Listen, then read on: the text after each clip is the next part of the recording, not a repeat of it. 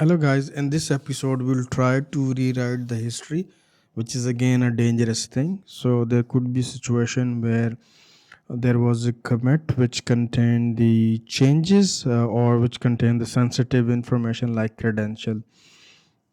So it's best that you change your credential instead of changing the history. But in case if it is important, you want to remove this anyway, so there is a way we can do it. So this is the change, which is basically this commit. So we want to modify this commit. So here is our terminal. We can see here we want to reset this change.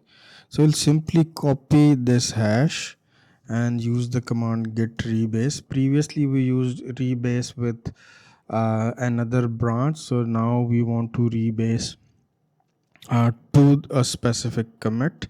So we want to have it interactive. We want to use this hash and then this tilde sign. So if we press enter, so we can see here the last commit was March, and before that we had Feb, and then before that we have this commit. So this is the commit we want to modify. We can remove it, but it's better to edit this. So I will press I. So it enable the insert mode. I will just type edit here.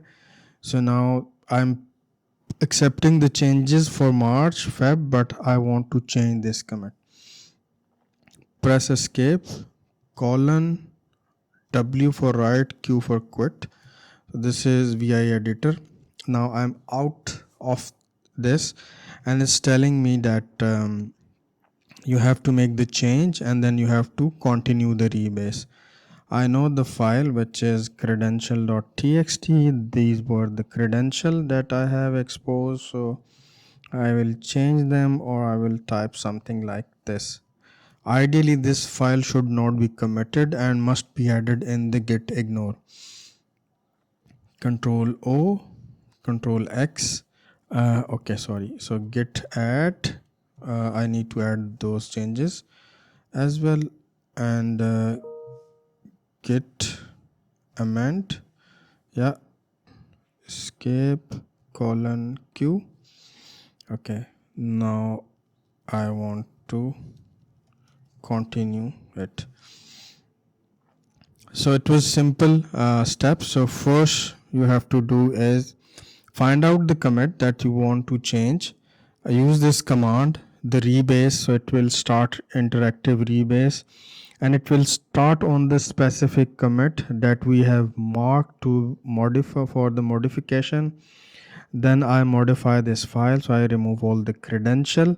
Then I made a mistake by directly amend, so I needed to add this to the stage. So for that we stage the changes, then we modify this existing commit, and after modification we continued the rebase.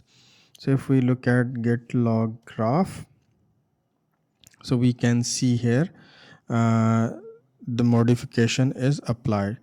Now I want to git push this changes. Let's force it and see what happens.